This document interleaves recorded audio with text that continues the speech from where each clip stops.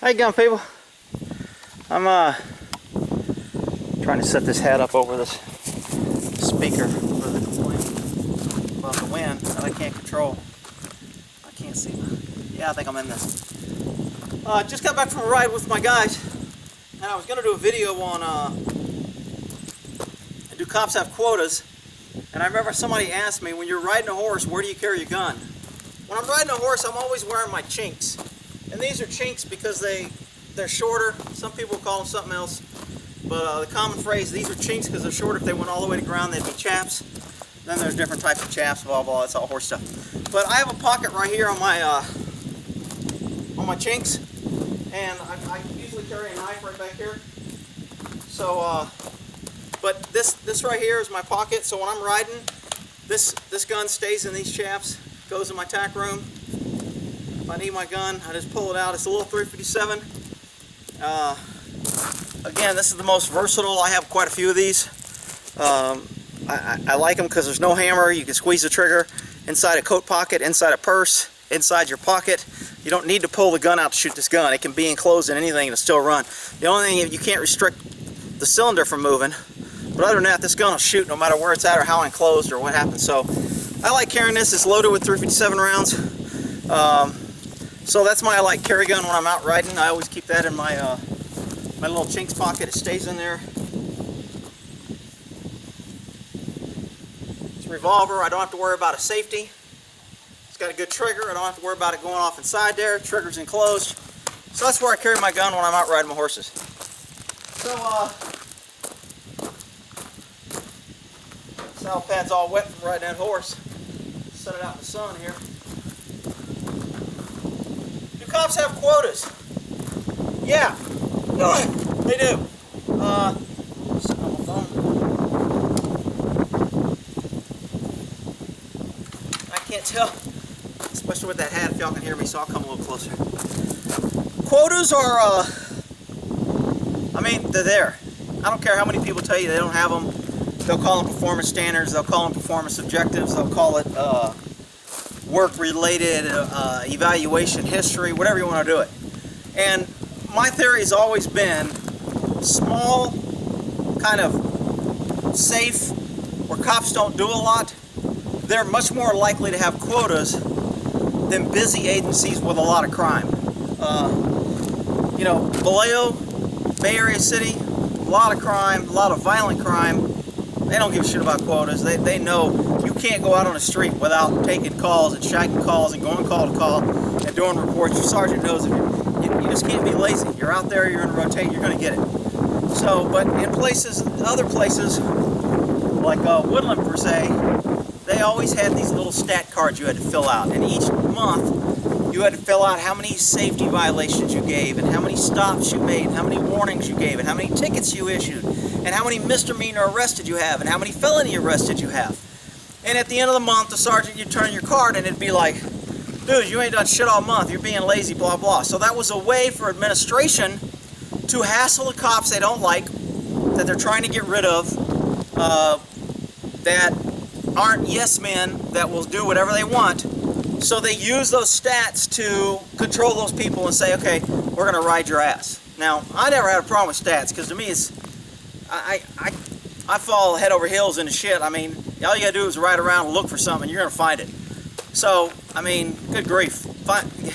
You know, places like that are worried about one felony. You know, the minimum is you gotta have one felony a month. You don't have a felony arrest a month, and you're in trouble. You gotta get 5 felony arrests in a day, working Sacramento, Stockton, you know, Vallejo, these other places.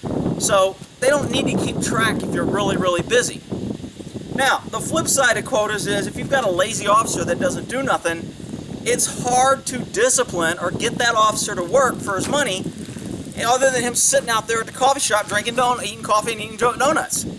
So, you know, the administration is like, okay, we can't say to this guy, hey, you haven't made any arrests and you've been lazy, unless we can show we're doing it to everybody. Because unions, good and bad, yin and yang, yin yang, whatever you want to call it, there's good and all bad. You know, unions have made it to where it's very difficult to fire or go after somebody. Now in Texas, at will stays a little bit easier. In California, it's really hard. Cops pay union dues.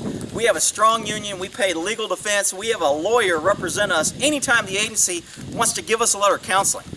I mean, they'd call me at home, and it was an automatic in our contract 4 hours of overtime just for a phone call.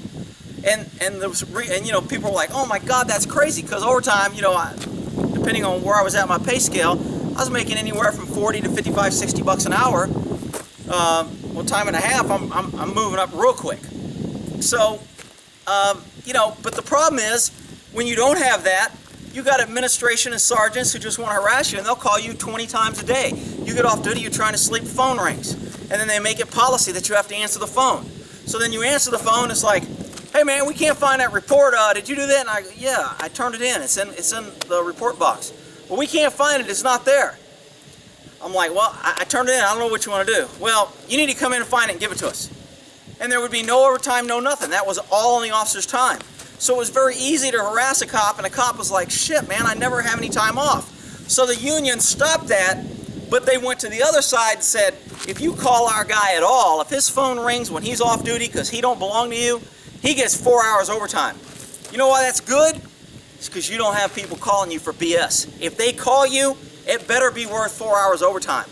That's good. The problem is, you get in other agencies where they don't care about overtime, and the sergeant's like, I don't give a shit, I'll pay you 4 hours overtime. They'll call their buddy every day off to get them 4 hours. So now you got a guy calling a guy at home, and he gets 4 hours overtime because I got to call and ask some BS question because he's my buddy, and I want to give him a bonus around Christmas and give him 4 hours every day off overtime for not doing anything but answering his phone when I call him. So back to the stats thing, when you don't have quotas, stats, performance objectives, etc., it's very hard to keep track equally and fairly on who's doing what. Now, I mean, in a realistic world, if we always had good people and we had good supervisors and we had good administration, it'd be like, hey, we don't need that. If we tell you you're not working up performance, then you're not. And you know, and if everybody did their job and kept everybody in check and didn't allow anybody to get harassed, then you wouldn't have to worry about some off-the-wall lawsuit getting case law that protects that.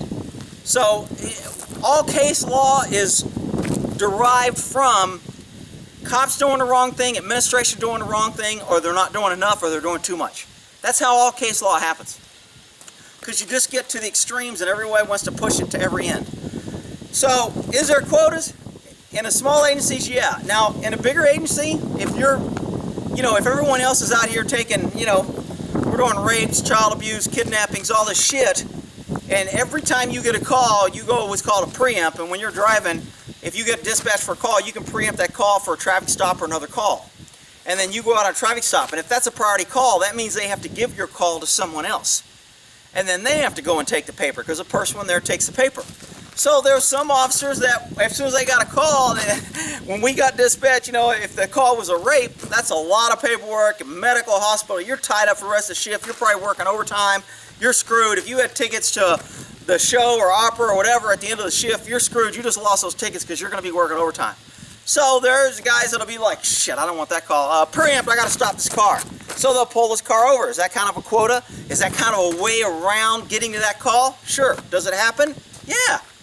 I mean, I don't understand why cops are so damn adamant about not admitting the bad side of law enforcement. There's this close-knit brotherhood. We got to protect each other. I understand all that in a life or death situation and making decisions between a dirtbag and a cop who's trying to do the right thing and made a mistake. I understand all that, but you know, it just gets so old when cops get harassed and beat down and you know, they don't want to do anything. They don't want to tell, they don't want to talk to the press, they don't want to talk to anybody, they don't want to share any of their dirty laundry, because we have to run around with our badge and our gun and say, we're perfect, we're the best, we got the roughest job, praise us, salute us, support us, give us our raises, hire more people, we work hard, we risk our life. They want to say all that and hang their whole hats on all that.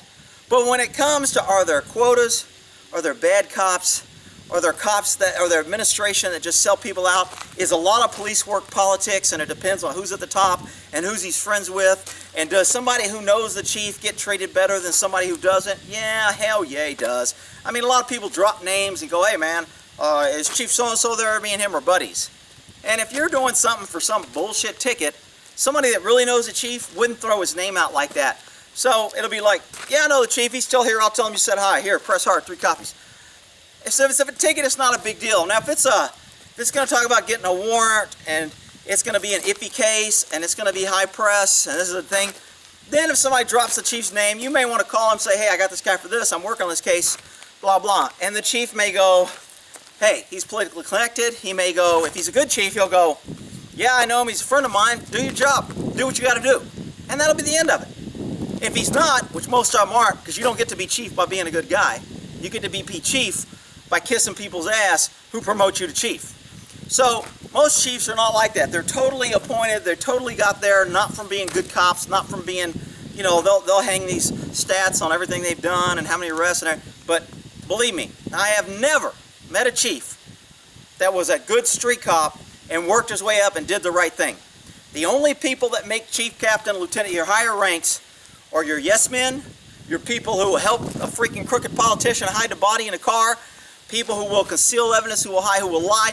Those are the people that move up. Now there's going to be some captain out there, I came from, and there's an exception to the rule. You may get to some small rural area where they connected a local guy, and there's a local sheriff, and he promoted a captain, and they're both really good guys that came from nowhere. And, you know, but what I'm talking about, when you get in larger, bigger agencies with a lot of cops, when they do the hiring process for chiefs, and they want somebody in there, do you think they want a chief like me that's going to sit in an interview and go, look, I'm a law and order guy, I support my cop, if they're wrong, I'm going to slam them, if they're right, I'm going to tell everybody to leave them the hell alone. And I'm not going to play politics. If you guys try to pressure me into doing something that I morally and legally disagree with, it ain't going to happen. How long do you think they need to mark do not hire on my application? Okay? That's not how people get to be chief. You get to be chief by going in there, well, I know there's a problem in law enforcement, and we got to, you know, there's a lot of crooked cops, and I want to clean the house, and integrity is the highest thing for me, and, you know, press, we have to sell this to the people, and we represent you the panel, you are who we work for, you are who we out there representing, and if you have a problem with us, you're our customer, and we've got to help you and work with you and make you understand where we're at, and if we do wrong, then we need to be held accountable. Now they're all feeling, oh yeah, this is the kind of chief we want. You know, I ain't the kind of chief I want, because right away that guy's full of shit. If you can't tell the difference between those two types of people, then you don't know the difference between Hillary Clinton and friggin' Trump right now. Because they are about two opposites when it comes to saying what you want to hear, playing every card, kissing your butt, and you know what? It is what it is. You can take it or leave it. I don't really care. So, that's about quotas. Yes, they exist. They really, really exist in highway patrol or state people. And people that write tickets, absolute quotas. The only way to get on a motorcycle, and a motorcycle is considered good duty for a cop because you don't have to work night shift, you usually get days, you work when the school's open, you ride around your motorcycle in your nice fancy boots, you get to go to motorcycle school. If the president or somebody comes in, you always get tasked with that detail. You're always getting tasked in overtime to do funerals, to do this, to do escorts, to do this dignitary. So it's a very lush position because you're going to double your pay and you're going to have better hours. So is that an incentive to go, screw the people, screw ethics, I'm writing everything that freaking moves because the guy who writes the most tickets gets to ride that motorcycle? Never a fan. I know a couple good motorcycle cops, but when they were motorcycle cops, they were dicks because all they want to do is write tickets.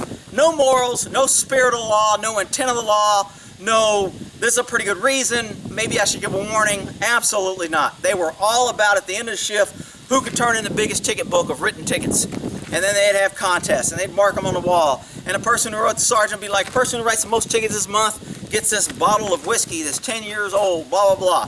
So everybody's out there trying to get the free bottle of whiskey. Is that unethical? I think it's unethical. The chief and everybody else is going to say, it's good, you got your guys motivated. They're out there, their performance standards. You got them performing good, protecting the public, stopping these speeders, stopping these bad drivers. Good job, Sergeant. You keep motivating those Nazi guys. Hey, there's good and bad. I mean, I'm going to call like I see it. There's a lot of people that, you know, cops are pissed off at me for some things I say. Citizens are pissed off for other things, but it is what it is. You have to weigh and balance between cops doing nothing and cops just doing something to justify. There was this one cop who used to piss me off, man. At the end of the month, on the last freaking day, he'd look at his stat sheet and it'd be like, oh shit, I need a misdemeanor and I need an alcohol-related offense and I need this. And he went and got some dude standing out on his porch with a beer because there's an open container law in that city, a city ordinance. And he went and wrote the guy a ticket on his front porch drinking a beer. And I was just like, are you kidding me, dude? He goes, hey man, he walked out and he stepped on the sidewalk. He was at his porch when I contacted him, but I saw him step out on the sidewalk. I just thought that was rinky-dink bullshit. I thought he was a pussy for doing it. I thought the agency was fucking bullshit for making cops do that because he didn't want to get jammed up at the end of the month. So he's out writing anything that moves. He'll stop granny. They'll go stop at a freaking stop sign at the bottom of a hill with a radar gun because they know when people come over the hill, by the time they get to the bottom, they're going too fast and they'll be able to stop unless they ride their brakes all the way down. And they'll get their speeding tickets done. They'll get their rolling stop signs done, and they'll sit at that one spot all shift till they get their quotas done. The flip side is, guys, at the beginning of the month, do that same thing. I'm getting all my shit done the first 3 days, so the rest of the month I can do this. So what do? Then you got some sergeant or admin saying, you know what? We need daily standards because this monthly shit, guys are manipulating it. Or maybe we need weekly standards. That way we can't let a guy screw off all month and just get his monthly stats at the beginning. Yeah, that's what we need. We need more freaking stats instead of sergeants out there doing your job saying, dude, you're slipping off. If I see you parked at the donut shop one more time, your ass is getting every call this shift. I'm gonna have every officer respond, secure the scene, and you're gonna come and take the paper. That's how you fix that problem. You don't make stupid rules like idiots in charge want to cause this big massive attack on the public and the citizens to write them tickets, to raise revenue, to get their numbers up, to justify positions. If I can get the cops writing 400 tickets this month, I can justify 2 more officers because that's above the quota on how many I need to do it, so my guys are being overworked. Then I'll add in some overtime because these guys, and then I'll add in another supervisor because I get another 2 bodies, and that's how government grows. And that's how cops get their positions. That's how a cop that when I started had like 9 investigators, and when I left 15 years later, it had like 27 investigators. I'm like, what the? I mean, it just rolls and rolls. We get this grant, we get that, we need to justify that. Oh, there's a body available for that? Shit, then we need somebody going out there doing police, fire, pick up cigarette butts. So if we can get an officer to go do that and we can write 14 tickets, then we can justify this grant and we'll get federal money to hire an officer. That's all he does is run around and pick up cigarette butts and stop fires. Freaking government. I mean, I'll tell you, man. Yes, there's quotas, and some of it's good, some of it's bad, but for the most part, citizens shouldn't have to pay for administrators not being able to control the people. All right, we'll end that there.